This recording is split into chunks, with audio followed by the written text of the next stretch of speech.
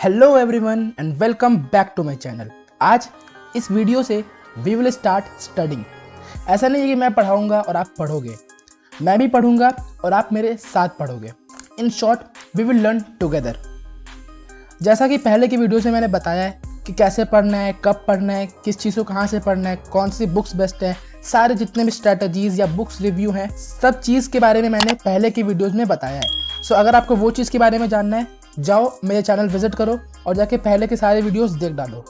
And ये जो video series start हो रहा है, इस वीडियो सीरीज में हम लोग पढ़ेंगे अबाउट रिएक्शन मैकेनिज्म, जो कि ऑर्गेनिक केमिस्ट्री का 70% है। यह मैक्सिमम ऑर्गेनिक केमिस्ट्री को हम लोग रिएक्शन मैकेनिज्म के ही नाम से जानते हैं, क्योंकि ये बहुत ही वास्ट सिलेबस है। मैं जेई मेन से लेकर जेई एडवांस तक के सारे सिलेबस कवर करने वाला हूँ इस वीडियो सीरीज में। सो अगर आप जेई की तैयारी कर रहे हो, एडवांस, नीट, मेंस, किसी की भी तैयारी कर रहे हो, this video series is going to be very helpful for you. I can guarantee you कि जेई मेन से लेकर जेई एडवांस तक के सारे जितने भी कंसेप्ट, जितने भी थ्योरी हैं, सब ये वीडियो सीरीज में कवर हो जाएंगे। आपको कुछ और पढ़ने की ज़रूरत नहीं आएगी। तो चलिए बिना देर किए वीडियो में आगे बढ़ते हैं। तो देखिए आखिर मैकेनिज्म है क्या। मैकेनिज्म क्या है? Step by step process. Like अगर कोई एक रिएक्टेंट ए है और ये बी में कन्वर्ट हो रहा है, जो कि एक प्रोडक्ट है, तो ये जितने भी स्टेप्स या जितने भी प्रोसेस के अंदर जाके ये कन्वर्जन हुआ है, उस सारे स्टेप को ए टू जेड हम लोग काउंट करके उसको डिस्क्राइब करके मैकेनिज्म का नाम देते हैं। सो क्लियर हो गया कि मैकेनिज्म क्या है। अब देखो, फॉर रिएक्शन क्या चाहिए? एक चाहिए रिएक्टेंट और एक चाहिए प्रोडक्ट। अब इस दोनों के बीच में एक हम लोगों को चाहिए एक मीन, जो कि क्या हो सकता है? External factor. मतलब एक रिएक्टेंट है और एक प्रोडक्ट है, उसके बीच में कोई एक्सटर्नल फैक्टर आ गया, तो अब ये रिएक्शन पूरा कंप्लीट हो गया। अब ये एक्सटर्नल फैक्टर में क्या क्या हो सकता है? सो एक्सटर्नल फैक्टर में solvent, temperature, pressure, catalyst etcetera, बहुत सारे चीज़ आते हैं। ज़रूरी नहीं कि कोई रिएक्शन का होने के लिए कोई रिएजेंट चाहिए। बहुत बार आप टेम्परेचर चेंज करके भी रिएक्शन कर सकते हो, लाइक बॉइलिंग ऑफ वाटर। या फिर कभी कभी क्या होता है कि कोई एक रिएक्टेंट को लो, एक सॉल्वेंट में डाल दो, वहाँ भी रिएक्शन हो जाता है। सो बहुत सारे एक्सटर्नल फैक्टर होते हैं जो कि एक रिएक्शन का होने का बहुत बड़ा रीज़न होता है। सो इस एक्सटर्नल फैक्टर में बहुत सारे चीज़ होते हैं जो कि यहाँ पे पहले से मेंशन है। अब देखिए सॉल्वेंट क्या होता है, इसके बारे में जानेंगे। सो सॉल्वेंट दो तरह के होते हैं। पहला क्या होता है? Non polar solvent. इसमें क्या होता है कि इसका डाइपोल मोमेंट, जी हाँ, इस सॉल्वेंट का जो डाइपोल मोमेंट होता है वो जीरो नहीं होता है, याद रखिएगा। और क्या होता है, एक और टाइप का होता है, उसको हम लोग कहते हैं पोलर सॉल्वेंट।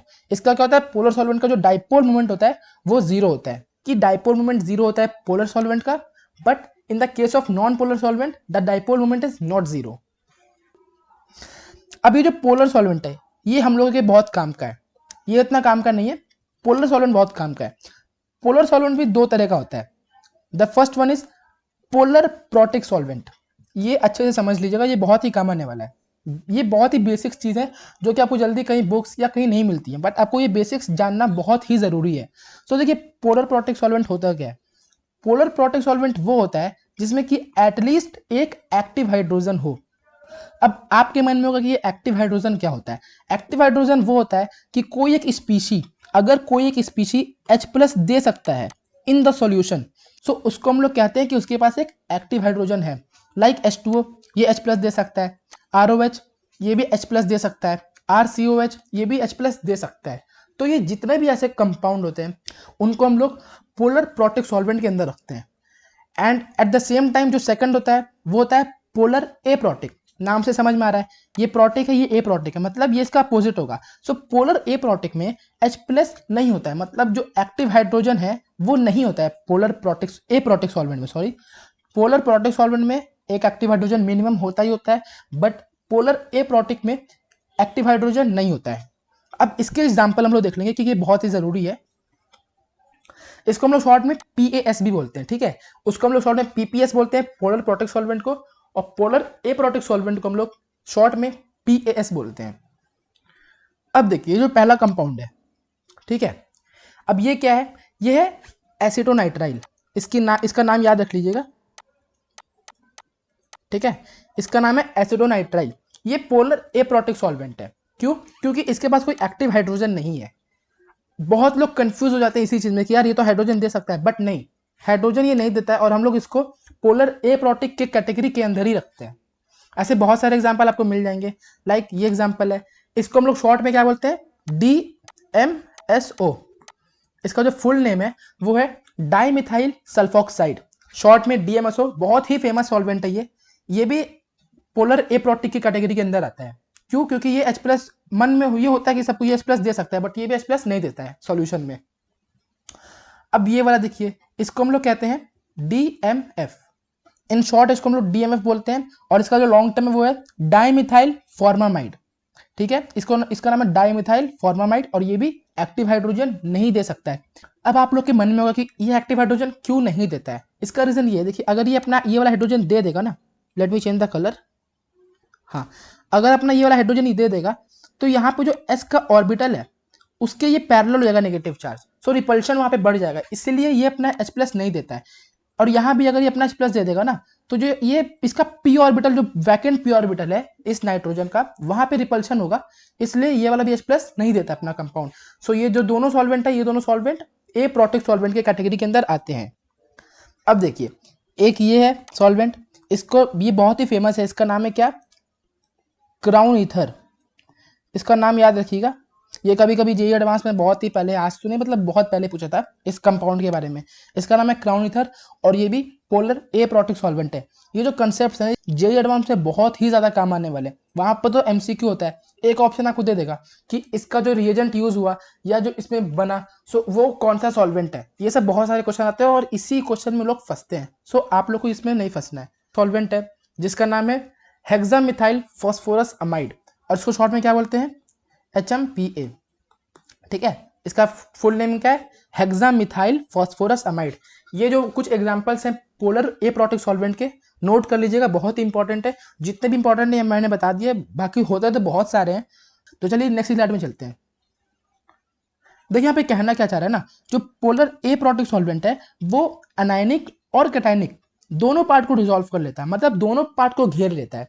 बट जो ए प्रोटिक होता है वो दोनों पार्ट को नहीं घेरता है, वो सिर्फ और सिर्फ कैटायनिक पार्ट को ही घेरता है इफेक्टिवली। चलिए नेक्स्ट स्लाइड में चलते हैं और समझते हैं कि इसका मतलब क्या है। देखिए NaCl है, H2O के प्रेजेंस में इसका रिएक्शन हुआ और क्या बना, Na+Cl-। अब देखिए, अब आप लोग बताइए ये H2O पोलर प्रोटिक है कि पोलर ए प्रोटिक है, पोलर प्रोटिक है। ठीक है, ये PPS है। क्यों है पोलर प्रोटिक, क्योंकि ये H+ दे सकता है, इसके पास एक्टिव हाइड्रोजन है। अब देखिए होगा क्या, अब ये जो Na+ है ना, जो H2O मॉलिक्यूल होंगे ना, ये इसको घेर लेंगे अच्छे से। ठीक है, H2O जो मॉलिक्यूल होंगे ये इसको अच्छे से घेर लेंगे, और जो Cl- है इसको भी घेर लेंगे। ठीक है, एग्जाम्पल समझ लीजिए अच्छे से, कि जैसे कि NaCl रिएक्ट किया H2O के प्रेजेंस में और Na+ और Cl- बन गया। अब क्या होगा, ये जो Cl- और Na+ बनेगा, इसको H2O के मॉलिक्यूल चारों तरफ घेर लेंगे। क्यों घेरेंगे, क्योंकि ये पोलर प्रोटिक सॉल्वेंट है, और जो पोलर प्रोटिक सॉल्वेंट होता है वो एनायनिक और कैटायनिक दोनों पार्ट को डिसॉल्व करता है। बट सेम केस में अगर हम लोग ले लेंगे DMSO, डाइमिथाइल सल्फोक्साइड, ये क्या है, ये पोलर ए प्रोटिक है। सो ये क्या करेगा ना, ये Na+ को तो घेर लेगा अच्छे से। चलिए ठीक है, Na+ को अच्छे से इसने घेर लिया, बट जो Cl- होगा उसको ये नहीं घेर पाएगा, ये अकेला रह जाएगा। और इसको हम लोग क्या बोलते हैं, इसको हम लोग बोलते हैं फ्री एनायन। क्यों, क्योंकि ये फ्री है। अब आप लोगों को इसका काम कहाँ आएगा, इसका काम ऐसे आएगा कि कभी कभी आपको कोई रिएक्शन में ये स्टेप दे देगा कि इस रिएक्शन में क्या हो रहा है, NaCl DMSO के प्रेजेंस में रिएक्ट कर रहा है। तो उसमें अब आप लोग को समझना है कि DMSO क्या है, ये पोलर ए प्रोटिक है। सो क्या होगा, Na+ तो घिरा हुआ रहेगा, तो Na+ will not take part in the reaction, but Cl- घिरा हुआ नहीं रहेगा, Cl- फ्री है, and Cl- can take part in the reaction. So ऐसा कभी कभी होता है कि एडवांस के क्वेश्चन में बीच में ये सब स्टेप घुसा देते हैं वो लोग, और फिर लोग कंफ्यूज हो जाते हैं कि यार ये क्या हो गया, तो पढ़ा ही नहीं था, सब पढ़ा हुआ था। यहाँ मैंने बता दिया, अच्छे से याद रखिएगा। व्हाट इज द पॉइंट, कि पोलर प्रोटिक सॉल्वेंट कटायन और अनायन दोनों को घेर लेता है, बट जो पोलर ए प्रोटिक होता है वो सिर्फ और सिर्फ कटायनिक पार्ट को घेरता है, एनायनिक पार्ट को वो नहीं घेर सकता है। अच्छे से समझ में आ गया। चलते हैं नेक्स्ट स्लाइड की तरफ। बॉन्ड फ्यूजन, का मतलब क्या होता है, क्लीवेज। ठीक है, मतलब टूटना, किसी चीज का भी टूटना। अब देखिए ये भी दो तरह का होता है। पहला टाइप क्या है, होमोलाइटिक क्लीवेज। अब देखिए होमोलाइटिक क्लीवेज है, इसका क्या है, ये फ्री रेडिकल। समझ में आ गया ना कि ये क्या है कि होमोलाइटिक क्लीवेज में चार्जेस इन्वॉल्व नहीं होते हैं। बट इन द केस, ये कंडीशन हम लोग देख लेंगे, but in the case of heterolytic, दो तरह का क्लीवेज होता है, हेट्रोलाइटिक क्लीवेज और होमोलाइटिक क्लीवेज। होमोलाइटिक में क्या होता है, चार्जेस इन्वॉल्व नहीं होते हैं, वहां पे फ्री रेडिकल का फॉर्मेशन होता है। But in the case of heterolytic cleavage, नाम से समझ में आ रहा है कि इसमें क्या होगा, इसमें चार्जेस इन्वॉल्व रहेंगे, मतलब इसमें कार्बोकेटायन और कार्बो अनायन बनता है इस टाइप के क्लीवेज में, बट होमोलाइटिक में नहीं बनता है। होमोलाइटिक के लिए कंडीशन क्या है, तो नॉन पोलर बॉन्ड होना जरूरी है, या तो लेस पोलर, मतलब कि बहुत ही कम चार्ज हो, या तो उसमें चार्ज नहीं हो, नॉन पोलर बॉन्ड हो, और क्या है, सनलाइट का प्रेजेंस होना चाहिए और टेम्परेचर हाई होना चाहिए। ये तीन कंडीशन अगर मीट करेगा उसी केस में होमोलाइटिक क्लीवेज हो सकता है, वरना होमोलाइटिक क्लीवेज नहीं होता है। होमोलाइटिक क्लीवेज को हम लोग देख लेंगे, अभी क्या है हेट्रोलाइटिक के बारे में आगे पढ़ेंगे, पहले होमोलाइटिक के बारे में देख लेंगे। अब देखिए होमोलाइटिक क्लीवेज होता है क्या है ना, कि कोई भी कंपाउंड है अगर ए, ठीक है, हाई टेम्परेचर में सनलाइट या कोई भी लाइट दे दिए, एनर्जी दे दी, लाइट एनर्जी, अब ये जो बॉन्ड है ना, ये वाला बॉन्ड टूट जाएगा, ये अपना इलेक्ट्रॉन लेके भागेगा, ये अपना इलेक्ट्रॉन लेके भागेगा, तो क्या बनेगा अपने पास, ये इसका हम लोग के पास दो मॉलिक्यूल आ जाएगा, ठीक है, इस ए डॉट का दो मॉलिक्यूल आ जाएगा। क्यों, क्योंकि यहाँ पे होमोलाइटिक क्लीवेज हुआ, और होमोलाइटिक क्लीवेज में क्या होता है, रेडिकल का फॉर्मेशन होता है। तो यहाँ पे ए कंपाउंड का दो अपने पास मॉलिक्यूल आ गया, जो कि है ए डॉट। अब क्या होगा, अब अगर ए बी है, इसमें भी सेम होगा, ये अपना रेडिकल लेके भागेगा, ये अपना इलेक्ट्रॉन लेके भागेगा, और यहाँ पे क्या होगा, ए प्लस बी, याद रखिएगा सनलाइट, इसका प्रेजेंस होना जरूरी है, तभी ये होमोलाइटिक क्लीवेज होता है, वरना होमोलाइटिक क्लीवेज नहीं होता है। ये अपना लेके भागा, ये अपना रेडिकल लेके भाग गया। सो मतलब कि अगर सिमिलर है, ए है तब भी होगा, अगर ए बी है डिफरेंट है तब भी होगा। अब देखिए इसका एग्जाम्पल क्या है, अगर हम लोग एग्जाम्पल देखेंगे, इसका एग्जाम्पल है ये, बहुत बार आप लोग को कंपाउंड में ये दिखता होगा ना ऐसा। चलिए अगर हम लोग हीट दे दिए, क्या होगा इसमें, क्या होना चाहिए बताइए। एक बात याद रख लीजिए कि ये जो है ना, इसको हम लोग क्या करते हैं, इसको हम लोग कहते हैं परऑक्सी लिंकेज, ठीक है, इसको हम लोग कहते हैं परऑक्सी लिंकेज। परऑक्सी लिंकेज अगर कहीं भी दिख जाए, उसको तोड़ना ही तोड़ना है, सबसे पहले तोड़ना है, ये बहुत इंपॉर्टेंट पॉइंट याद रखिएगा। कभी भी आपको कोई कंपाउंड के बीच में परऑक्सी लिंकेज दिख जाए, तुरंत तोड़ना, हद से ज्यादा अनस्टेबल है ये। हीट दिए क्या होगा, ये अपना इलेक्ट्रॉन लिया, अपना इलेक्ट्रॉन लेके भागा, आर ओ डॉट का फॉर्मेशन हो गया, दो, ठीक है, इसका दो मॉलिक्यूल, सॉरी, इसका दो मॉलिक्यूल का फॉर्मेशन हो गया, ठीक है, आर ओ डॉट का दो मॉलिक्यूल बन गया अपने पास। एक और एग्जांपल है इसका, बहुत ही फेमस एग्जांपल है, ये भी आपको बहुत जगह मिल जाएगा। देखिए अब इस केस में क्या होगा, इस केस में भी वही होगा, ये अपना इलेक्ट्रॉन लेगा, ये इधर टूटेगा, ये देखिए इसमें ऐसे टूटता है, इसमें वैसे नहीं टूटता है, याद रखिएगा। इसमें ये वाला बॉन्ड नहीं टूट सकता है, क्यों, क्योंकि यहाँ पे पाई बॉन्ड है, सिग्मा बॉन्ड है तो वो टूट जाता है, लेकिन पाई बॉन्ड है तो वो नहीं टूटेगा। तो क्या होगा, ये अपना तोड़ेगा, ये टूटेगा, इसमें फॉर्मेशन क्या हो रहा है, ये देखिए N2 गैस, और क्या हो रहा है आर डॉट। अब देखिए जो N2 है ना, यही ड्राइविंग फोर्स है इस रिएक्शन का, ठीक है, जो रिएक्शन का ड्राइविंग फोर्स है वो N2 है, इसलिए रिएक्शन बहुत ही फास्ट होगा, ठीक है, बहुत ही फास्ट रिएक्शन है।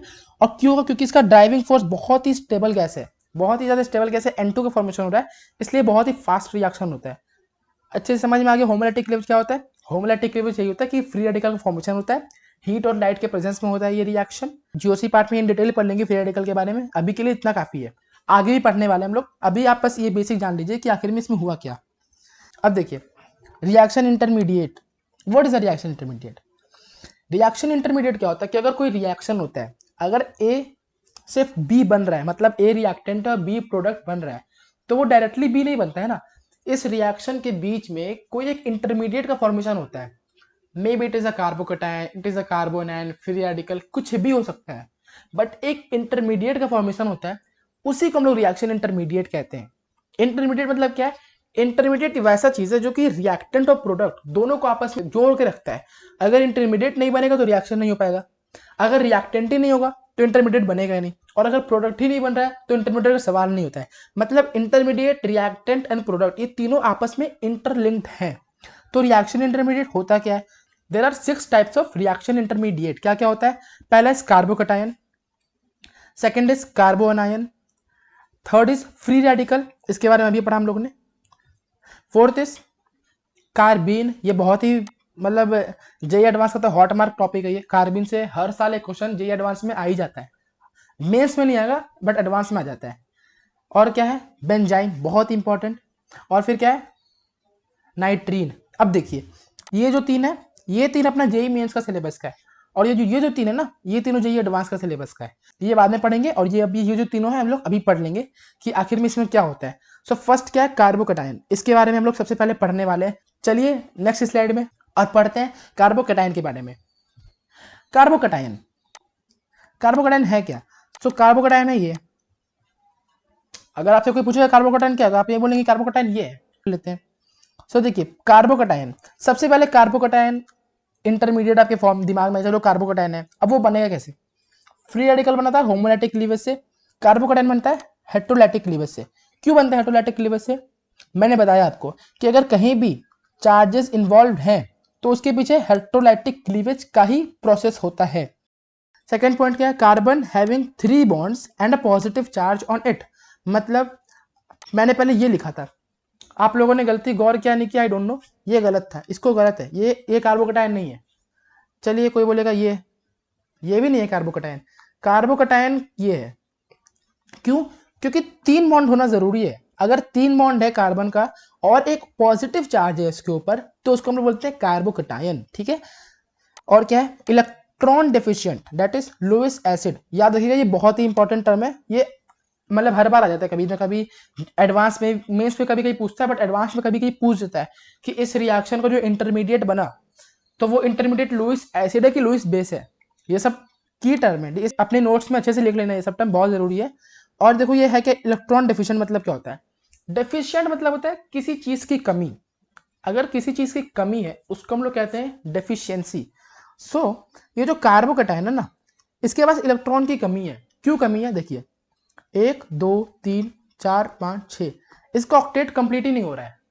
कार्बोकटायन में इस कार्बन का ऑक्टेट कंप्लीट नहीं हो रहा है, इसको 2 इलेक्ट्रॉन और चाहिए तब भी इसका ऑक्टेट कंप्लीट होगा। सो इसलिए इसको हम लोग बोलते हैं इलेक्ट्रॉन डेफिशिएंट। ये इलेक्ट्रॉन डेफिशिएंट है, क्यों है? क्योंकि इसमें इलेक्ट्रॉन की कमी है। सो लुईस एसिड वो होता है जो कि लोन पेयर ले सके। लुईस एसिड और बेस आपको पता होगा, मैं बता देता हूँ। लुईस एसिड वो होता है जो कि लोन पेयर एक्सेप्टर, और जो लोन पेयर डोनर होता है वो होता है लुईस बेस। सो ये एक्सेप्टर है या डोनर है? ये तो खुद भिखारी है। अरे भाई ये कार्बोकटायन तो खुद भिखारी है, वो क्या किसी को देगा? सो ये क्या है, ये एक्सेप्टर है। तो अगर कोई भी लोन पेयर होगा ना, तो ये कार्बोकटायन फट से ले लेगा। अब जो मेन इंपॉर्टेंट क्वेश्चन आता है कि स्टेबिलिटी क्या है, कार्बोकैटायन का स्टेबिलिटी कैसे डिटरमाइन कर सकते हैं हम लोग? So the stability is directly proportional to EDG. ये ईडीजी क्या है? Electron donating group. जितना स्ट्रॉन्ग आपका इलेक्ट्रॉन डोनेटिंग ग्रुप होगा, उतना ही स्ट्रॉन्ग, इतना ही ज्यादा स्टेबल आपका कार्बोकैटायन होगा। आया समझ में? ये समझ में आ गया? जितना पावरफुल आपका इलेक्ट्रॉन डोनेटिंग ग्रुप होगा, उतना ही ज्यादा स्टेबल आपका कार्बोकैटायन होगा। It is as same like एक भिखारी है और एक बहुत अमीर है, तो वो अमीर जितना ज्यादा पैसा देगा उस भिखारी को, उतना ही ज्यादा उस भिखारी का कंडीशन सुधरेगा। सो इस केस में भी वही है कि जितना ज्यादा इलेक्ट्रॉन डोनेटिंग ग्रुप होगा, मतलब जितना ज्यादा इलेक्ट्रॉन दे सकता है वो, उतना ही ज्यादा स्टेबल कार्बोकैटायन होगा। First thing. Second thing is aromaticity. देखिए एग्जाम्पल देख लेते हैं। चलिए मान लीजिए एक ये मॉलिक्यूल है, ठीक है, ये यहाँ पे प्लस चार्ज है। अभी ये मॉलिक्यूल रेजोनेंस में नहीं है, ठीक है, ये एरोमेटिक मॉलिक्यूल नहीं है, बट इन केस यहाँ पे अगर मैंने कार्बोकैटायन बना दिया, अब क्या ये है aromatic compound? So your answer will be yes, it is aromatic compound. अब ये एरोमेटिक कंपाउंड है, तो आप खुद सोचिए ये कार्बोकैटायन के आने से कितना ज्यादा स्टेबल बन गया ये कंपाउंड। तो ये कार्बोकैटायन का जो स्टेबिलिटी होगा ना, ये बहुत ही ज्यादा होगा। क्यों ज्यादा होगा? क्योंकि इस कार्बोकैटायन के आने के बाद ये कंपाउंड एरोमेटिक बन चुका है। सो इसलिए कार्बोकैटायन स्टेबिलिटी बहुत ज्यादा होगा। सो याद रखना है, directly proportional to electron donating group and directly proportional to aromaticity. Aromaticity का मतलब ये है कि कोई कार्बोकैटायन के प्रेजेंस में एरोमेटिसिटी आ रहा है या एरोमेटिसिटी लूज हो रहा है। अगर लूज हो रहा है नॉन स्टेबल है, अगर आ रहा है तो वो बहुत स्टेबल है। Inversely proportional to electron withdrawing group, same बात। अगर एक भिखारी है, अब उससे तुम कितना भी, जितना ज्यादा तुम पैसा लोगे उतना वो गरीब होते रहेगा ना। सो सिंपल वही है कि जितना ज्यादा पावरफुल इलेक्ट्रॉन विदड्रॉइंग ग्रुप होगा, उतना ही कम स्टेबिलिटी कार्बोकैटायन का होगा। एंड इलेक्ट्रोनेगेटिविटी, ये सॉरी ये गलत हो गया, सॉरी माफ कीजिए। हाँ, ये inversely proportional to electronegativity. Carbocation के बगल में कोई कंपाउंड है, वो जितना ज्यादा इलेक्ट्रोनेगेटिव होगा उतना ही कम कार्बोकैटायन का स्टेबिलिटी होगा। क्यों? क्योंकि electronegative compound is also a electron withdrawing group, simple. So ये पॉइंट आपस में सेम ही है, यहाँ तक सब समझ में आ गया अच्छे से। अब देखिए एग्जांपल्स देख लेंगे हम लोग जल्दी से। मेंस में क्वेश्चन यही सब आते हैं कि कौन सा कंपाउंड ज्यादा स्टेबल है। सो आप लोग खुद बताइए कि कौन सा कंपाउंड ज्यादा स्टेबल है। First example is CH3 positive, CH2, CH3 positive, और चलिए ये ले लेते हैं CH3 पॉजिटिव। इस तीनों में से ज्यादा स्टेबल कौन है, सबसे कम स्टेबल कौन है, सोच के बताइए। क्या ऑर्डर ये आ रहा है? अगर ये ऑर्डर आ रहा है तो ये बहुत सही है। क्यों सबसे ज्यादा ये क्यों है? क्योंकि इसका प्लस आई और इसका प्लस आई मतलब इंडक्टिव इफेक्ट। इस कार्बोकैटायन में दो दो कंपाउंड का इंडक्टिव इफेक्ट लग रहा है और इसमें सिर्फ इसका लग रहा है, मतलब सिर्फ इसमें एक प्लस आई लग रहा है और इसमें तो है ही नहीं कुछ। तो जितना ज्यादा प्लस आई होगा, जितना ज्यादा इलेक्ट्रॉन डोनेटिंग ग्रुप पावरफुल होगा, उतना ही ज्यादा आपका कार्बोकैटायन स्टेबल होगा। ये एक एग्जांपल हो गया। ये एग्जांपल देखते हैं। ये फिनाइल है, इसमें यहाँ पे CH3 है, ठीक है। एक ये है, इसमें CH3 यहाँ पे है, ठीक है। और एक ये है, इसमें CH3 यहाँ पे, ये प्लस है, यहाँ पे प्लस है और यहाँ पे प्लस है। चलिए बताइए सबसे ज्यादा स्टेबल कौन सा कार्बोकैटायन है और सबसे कम स्टेबल कौन सा है। 3-4 सेकंड सोचिए, वीडियो को पॉज कर लीजिए और फिर मैं बताता हूँ कि क्या आंसर है इसका। क्या आपका आंसर ये आ रहा है? अगर आ रहा है तो yes, it is right answer. क्यों है? अब यहाँ पे यार वो मत लगाना, ऑर्थो मेटा पैरा इफेक्ट मत लगा देना यहाँ पे। क्यों? क्योंकि यहाँ पे प्लस आई लग रहा है और वो जो ऑर्थो इफेक्ट और पैरा इफेक्ट होता है वो सिर्फ और सिर्फ प्लस एम इफेक्ट में लगता है, मतलब वो सिर्फ और सिर्फ मेसोमेरिक इफेक्ट में लगता है। इंडक्टिव इफेक्ट में सिर्फ और सिर्फ डिस्टेंस देखते हैं। सो इस कार्बोकैटायन से सबसे कम डिस्टेंस पे ये CH3 है, उससे थोड़ा सा ज्यादा इस पे है और ये तो सबसे ज्यादा डिस्टेंस है, तो इसका स्टेबिलिटी सबसे ज्यादा होगा, इसका मॉडरेट होगा, इसका सबसे कम होगा। आगे समझ में? क्यों है? क्योंकि डिस्टेंस। चलो ये क्वेश्चन अच्छे से कर लो। When tertiary butyl alcohol is treated with D2SO4 in excess, then atomic mass of the reactant get increased by x unit. Determine the x. Video को पॉज करें, खुद सोचो क्या होगा। So the first question is what is a tertiary butyl alcohol. So tertiary butyl क्या होता है? देखो ये होता है टर्शरी बुटाइल अल्कोहल, ठीक है। इसका मतलब क्या है? ये जो कार्बन है ये 3 डिग्री है।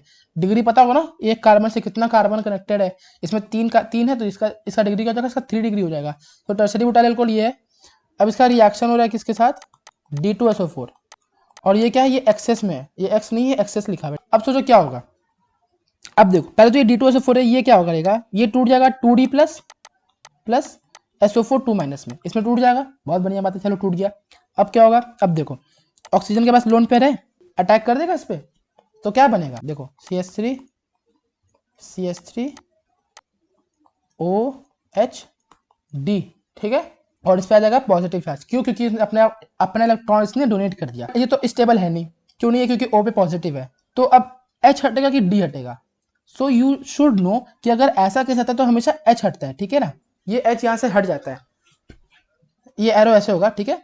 तो यहाँ पे आ जाएगा नेगेटिव चार्ज और ये न्यूट्रलाइज हो जाएगा, ये H प्लस बाहर हो जाएगा। तो अपने पास बनेगा क्या, ये देख लेते हैं। Give me a second. Yes,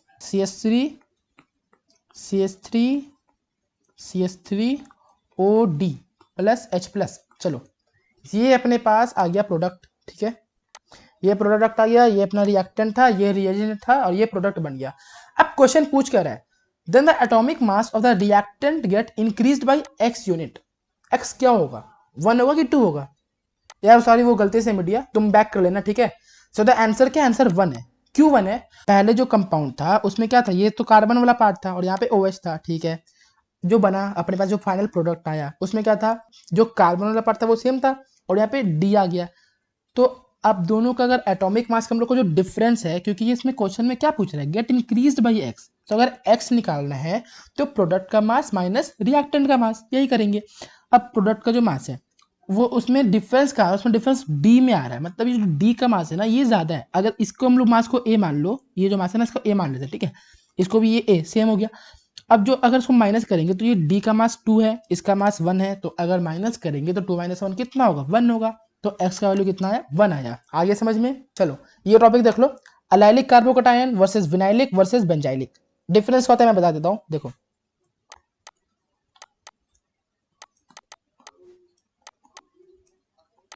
ये क्या होता है, ये होता है एलाइलिक कंपाउंड, ठीक है। इसमें एक कार्बन कम कर दो, ये हो गया विनाइलिक कंपाउंड। बेंजाइलिक तो अलग, बेंजाइलिक तो चीज़ अलग हो गया, ठीक है। इसमें क्या हुआ, ये बेंजीन मान लो, ये CH2 मान लो, और यहाँ पे ये एलाइलिक है, ये विनाइलिक है, ये बेंजाइलिक है। याद क्या रखना है, याद ये रखना है कि जो एलाइलिक है ना, ये एलाइलिक, डिफरेंस क्या देख समझ में आ गया। इसमें ये कार्बन एक्स्ट्रा, इसमें ये कार्बन एक्स्ट्रा नहीं है, इसमें एक कार्बन कम है। अगर इसमें पॉजिटिव चार्ज आएगा, ये H+ रिमूव होगा तभी जाएगा पॉजिटिव चार्ज, तो यहाँ पे कार्बोकटाइन इधर बनेगा एलाइलिक में, जो विनाइलिक कार्बोकटाइन होता है उसमें यहाँ बनेगा, और जो बेंजाइलिक होता है उसमें यहाँ बनता है कार्बोकटाइन, ठीक है। सबसे ज़्यादा स्टेबल कौन सा है, तो सबसे ज़्यादा स्टेबल है एलाइलिक, नहीं, सबसे ज़्यादा स्टेबल बेंजाइलिक है ना, क्योंकि देखो ये रिंग, ये पूरा रिंग में चल जाएगा, ये इसका अगर तुम रेजोनेंस स्ट्रक्चर बनाओगे तो ये कार्बोकटाइन पूरे रिंग में जाएगा, तो सबसे ज़्यादा स्टेबल होता है बेंजाइलिक कार्बोकटाइन, उसके बाद एलाइलिक। क्यों, क्योंकि देखो इसमें रेजोनेंस हो रहा है, लेकिन यहाँ पर तो रेजोनेंस होगा ही नहीं ना, तो रेजोनेंस इसको स्टेबल कर देता है। याद आया एरोमेटिसिटी, यस। सबसे ज़्यादा स्टेबल बेंजाइलिक, फिर होगा अपना एलाइलिक, और सबसे लीस्ट स्टेबल इज विनाइलिक। ये होता है stability order in case of कार्बोकटाइन। Sigma resonance ये खट के है, मतलब जेई मेन में इससे नहीं आता है, बट एडवांस में से पूछ लेता है क्वेश्चन, बट ये कवर करना जरूरी है, क्योंकि मैंने पहले बताया आपको जेई मेन से लेके जेई एडवांस सारे टॉपिक कवर होंगे इसमें, हर सबसे मतलब ऐसा कुछ छोड़ेंगे नहीं कि वो पूछ पाए सामने वाला, सब चीज़ कवर कर लेंगे। आप बस साथ साथ में नोट्स बनाते रहना अच्छे से। देखो सिग्मा रेजोनेंस होता क्या है, तो एग्जाम्पल से समझाता हूँ, चलो एग्जाम्पल ले लेते हैं। चलो देखो, CH2 पॉजिटिव, ठीक है, और ये बेंजाइलिक कार्बन, चलो ठीक है। चलो just take your 2 seconds and think कि कौन ज़्यादा स्टेबल होगा। वीडियो पॉज करो, ज़्यादा टाइम ले लो, कोई दिक्कत नहीं, लेकिन सोचो कि कौन ज़्यादा स्टेबल होगा। क्या आपका आंसर ये है, तो ये आंसर गलत है ठीक है, ये आंसर गलत है, ये ज़्यादा स्टेबल नहीं होता है। द थिंग इज ज़्यादा स्टेबल ये वाला है, ये एक बार एडवांस में आया था, मतलब कभी कभी आ जाता है एडवांस में, मेंस पे तो नहीं पूछता है, एडवांस में पूछ लेता है, और 99% लोग इसमें गलत करके आ जाते हैं। स्टेबल क्यों है, क्योंकि यहाँ पे सिग्मा रेजोनेंस लग रहा है, ठीक है, यहाँ पे सिग्मा रेजोनेंस लग रहा है, इसीलिए ये कंसेप्ट इंपॉर्टेंट हो जाता है, क्योंकि आपको कभी ना कभी ये सामने आ जाएगा। अब देखिए सिग्मा रेजोनेंस को मैं बताता हूँ शॉर्ट में होता क्या है, देखो शॉर्ट में समझाता हूँ क्या होता है, अच्छे से समझ लेना। देखो ये जो कंपाउंड है ना, ये कंपाउंड है, ठीक है, इस पर जो पॉजिटिव है, अब इस कार्बन को जो वैकेंट p ऑर्बिटल है ना, वैकेंट p ऑर्बिटल, ये वाला, ये क्या होता है ना, ये जो बॉन्ड है ना, ये वाला बॉन्ड, ये दिस वन, ये बॉन्ड से पैरेलल हो जाता है, और क्योंकि ये पैरेलल हो जाता है ना, तो यहाँ पे सिग्मा रेजोनेंस लगता है। सिग्मा रेजोनेंस लगने के लिए एक कंडीशन होता है कि आपका ये बॉन्ड है ना, ये पैरेलल होना चाहिए to the vacant p orbital of the carbon, जिस कार्बन पे कार्बोकटायन है। सेम केस अगर लेते हैं हम लोग, मान लीजिए ये है, यहाँ पे सिग्मा रेजोनेंस नहीं लगेगा, ठीक है, बट अगर आप सोचते हैं यहाँ पे सिग्मा रेजोनेंस लग जाएगा। क्यों, क्योंकि इसका जो ऑर्बिटल है ये इस बॉन्ड के पैरेलल है। तो याद रखना, ऐसा कोई भी अगर आपको कंपाउंड दिख जाए कि वो, अगर ऐसा कुछ स्ट्रक्चर दिख जाए ना कि अगर कोई बॉन्ड है, वो कोई ये सिग्मा बॉन्ड है, वो पैरेलल हो रहा है to the p orbital of the carbon containing the carbocation, तो वहां पे लगता है सिग्मा रेजोनेंस, और वो उस स्ट्रक्चर को बहुत ही ज्यादा स्टेबल बना देता है। याद रखना, ये बहुत इंपॉर्टेंट है। समझ में आ गया सिग्मा रेजोनेंस भी क्या होता है। अब देखो ये general stability order of the carbocation है, ये मैं बता देता हूँ आपको, ये बहुत ही इंपॉर्टेंट है, याद रख लेना, ठीक है, बहुत अच्छे से याद रखना, क्योंकि इसमें से मतलब कभी आपको क्वेश्चन आएगा ना अगर जेई मेन से एडवांस में, तो आपका छूटेगा नहीं, 100% नहीं छूटेगा, क्योंकि मैं आपको यहाँ पे जो बता रहा हूँ स्टेबिलिटी ऑर्डर, इसका फोटो खींच के नोट्स बना लो अच्छे से, और कहीं चिपका दो या अपने दिमाग में फिट कर लो। देखो होता क्या है, जेड, यहाँ पे जो जेड है, ये कोई भी इलेक्ट्रॉन डोनेटिंग ग्रुप हो सकता है जिसके पास की लोन पेयर हो, लाइक OH हो गया, NH2 हो गया, ठीक है। इसको बोलते हैं कि हम लोग, आपको पता होगा, तो इसको हम लोग बोलते हैं बैक बॉन्डिंग। अगर ये इलेक्ट्रॉन अपना इसको देता है इस कार्बन को, तो इसको हम लोग बैक बॉन्डिंग बोलते हैं, यहाँ पे डबल बॉन्ड होता है ना, तो उसको हम लोग बैक बॉन्डिंग बोलते हैं। तो सबसे ज्यादा स्टेबल ये होता है। अगर आपको कहीं दिख गया ये वाला कंपाउंड, आंख बंद करके स्टेबिलिटी ऑर्डर सबसे ज्यादा इसका मार देना, क्योंकि बहुत ज्यादा स्टेबल होता है। इसके बाद क्या होता है, इसके बाद आपका ये वाला होता है, ठीक है, इसके बाद क्या होता है, इसके बाद ये होता है, ठीक है। क्यों हो रहा है? कि यहाँ पे 3-3 कार्बन का सिग्मा रेजोनेंस लग रहा है, ठीक है ना, 3-3 सिग्मा रेजोनेंस लग रहा है। और यहाँ ये तो एरोमेटिसिटी कारण हो गया, क्योंकि तो एरोमेटिसिटी को हमेशा हम लोग प्रेफर करेंगे सिग्मा रेजोनेंस के ऊपर, याद रखना, ये बहुत बड़ा नोट है, याद रखना। एरोमेटिसिटी हमेशा सिग्मा रेजोनेंस के ऊपर रहेगा स्टेबिलिटी ऑर्डर में, ठीक है। ये एरोमेटिक है इसलिए, और क्योंकि यार ये तो मतलब 3 मेंबर एरोमेटिक देंगे तो ये बहुत ज़्यादा स्टेबल हो जाता है, ये तो मतलब बेंजीन से ज़्यादा स्टेबल होता है कभी कभी। तो ये समझ में आ गया सिग्मा रेजोनेंस। इसके बाद क्या होता है, इसके बाद अगर मान लो ये सी है, यहाँ पे 3 फिनाइल जोड़ दो। फिनाइल पता है ना, बेंजीन, मतलब सोचो ये कार्बोकटायन 3-3 बेंजीन रिंग के रेजोनेंस में जा रहा है, कि कितना स्टेबल होगा। बट सेम बात है, क्योंकि सिग्मा रेजोनेंस इसको फेल कर देता है अपने सामने, ठीक है। ये स्टेबल हो गया। इसके बाद देखो, इसके बाद तो मतलब वही है कि अगर तुम 3 की जगह 2 कर दो इसको, और फिर मतलब मैं लिख देता हूँ एक बार, ये देख लो, ठीक है, ये H है और ये पॉजिटिव है, ये H है, ये PH, ठीक है। अब ऐसे कम करते रहो, फिर इसको 1 कर दो, फिर इसको 1 कर दो, वो हो गया। तो ये जो स्टेबिलिटी ऑर्डर है ना, ये हमेशा याद रखना, ये स्टेबिलिटी बहुत ही ज़रूरी है। तो अगर आप लोग इसको 1-1 करोगे, फिर वहाँ पे फिनाइल आ जाएगा, उसके बाद क्या आएगा, उसके बाद अपना आएगा एलाइलिक कंपाउंड, ठीक है, ये आ जाएगा। और उसके बाद अपना वो प्लस आई इफेक्ट आ जाएगा। चलो इतना याद रख लो, कभी भी आपको इसके अंदर अगर आएगा स्टेबिलिटी ऑर्डर तो नहीं मिस होना चाहिए, ये अपने नोट कर लो। सबसे ज़्यादा स्टेबल होता है ये वाला, क्योंकि इसमें बैक बॉन्डिंग लगता है, दिस वन, उसके बाद ये, फिर ये, फिर ये, फिर ये, फिर ये, ऐसे करके याद रखना। ये बहुत इंपॉर्टेंट स्टेबिलिटी ऑर्डर है, नोट कर लो अभी के अभी, ठीक है। नेक्स्ट टॉपिक क्या है, रीअरेंजमेंट इन कार्बोकटायन। अब यार देखो, ये बहुत ही बड़ा टॉपिक है, बहुत ही इंपॉर्टेंट, मतलब बहुत ही ज़्यादा इंपॉर्टेंट। जेईई मेंस में यार हर शिफ्ट में एक क्वेश्चन आता ही आता है इसमें से। तो ये बहुत इंपॉर्टेंट क्वेश्चन है, इसको हम लोग कवर करेंगे नेक्स्ट लेक्चर में। इस लेक्चर में हम लोगों ने कवर कर चुका है बहुत चीज़। कार्बोकटायन का स्टेबिलिटी ऑर्डर देख लिया, सॉल्वेंट्स के बारे में देख लिया, क्लीवेज देख लिया हमने, मैकेनिज्म क्या होता है वो देख लिया। सो ये बहुत ही कवर हो चुका है। आपको लगा होगा बहुत कम है, लेकिन ये बहुत ही डीप इन्फॉर्मेशन है और इतना डिटेल में कहीं आपको पढ़ने को नहीं मिलेगा। बट क्योंकि आप मेरे साथ हो, सो जितना भी हो सकता है, जितना ज़्यादा से हो सकता है, जितना इन डिटेल हो सकता है, मैं आपको पढ़ाऊँगा। एंड यार इससे बहुत टफ चीज़ भी नहीं है, ऐसा नहीं कि बहुत हम लोग टफ चीज़ पढ़ रहे हैं, बहुत ही ईजी चीज़ है।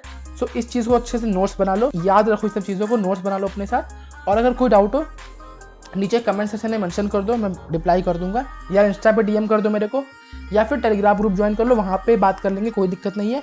और अगर आपको वीडियो अच्छा लगा तो वीडियो को लाइक करो और चैनल को सब्सक्राइब करो, क्योंकि देखो नेक्स्ट वीडियो मेरा आने वाला है रीअरेंजमेंट के ऊपर, और ऐसे हम लोग कंटिन्यू करेंगे इस वीडियो सीरीज़ में। तो यार तुम पक्का मिस कर दोगे वो वाला वीडियो।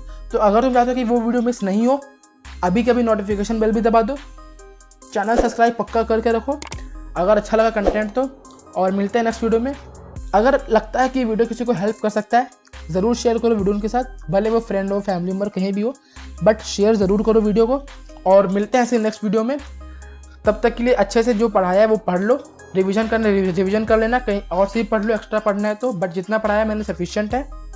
और अगर कुछ क्वेश्चन चाहिए तो मुझसे कॉन्टैक्ट करो, मैं दे दूँगा, क्वेश्चन सॉल्व कर लेना, कोई दिक्कत नहीं है।